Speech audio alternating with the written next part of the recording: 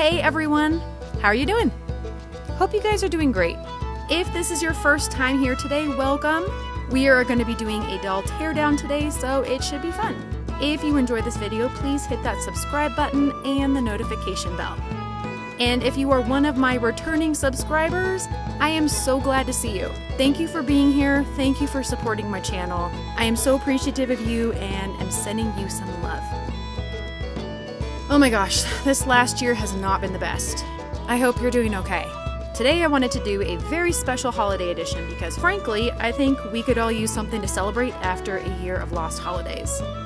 Since St. Patrick's Day is upon us, today we are heading off to Ireland for a St. Patrick's Day episode. So go put on some green, grab your pints, grab your corned beef, grab your cabbage, and let's go find some pots of gold. Comment below on whether or not you celebrate St. Patrick's Day and what you normally do, because I'd love to hear it. Today we are working with a very sad, just like you, number 37. Maybe in the future I will do a doll psychology video because these dolls can look so very different from each other. You know, for example, some of them look very worn out but loved, and some dolls come in and they look dazed and confused because they met a small child with pins and scissors and they look like they're still trying to figure out what the heck happened to them. But then there's this small set of dolls that look like they've soaked up all the sadness in the world. And these are the ones that totally get to me because I feel like when I look at them, they have this sad look, like they're saying, "Help me." So when I find the sad dolls, my overall goal is just to make them feel happier. All right, let's get into her condition. Her face is dirty. Her eyeballs have white paint on them. There's stuff up her nose. Why is there always stuff up the nose? Stuff in the corners of her mouth. And her original lip paint is mostly faded, but it looks like someone tried to do something with paint because there's some paint residue in her mouth. This hair is so gross. She's had a dye job, she's had a haircut, but the overall feeling is it's very dry and crispy and really, really dirty when you touch it. Ugh. What is with the green tape? So I did that. This is a homemade sensor bar I had to put on here because somebody took Sharpie and put some anatomy parts underneath here. And I want to make sure that in the future, if the idea of inappropriate content changes, that I make sure I go ahead and censor her ahead of time. So let's just call this a tape top. You're not missing out. It's just 2 dots under here. No big deal. Her body has sustained some water damage. It's front to back, so all the stuffing in her is going straight into the garbage. As for her arms and legs, there's some staining on her arms, staining on her legs, and both hands and feet have a mani-pedi. So now that we've covered everything, let's take her apart.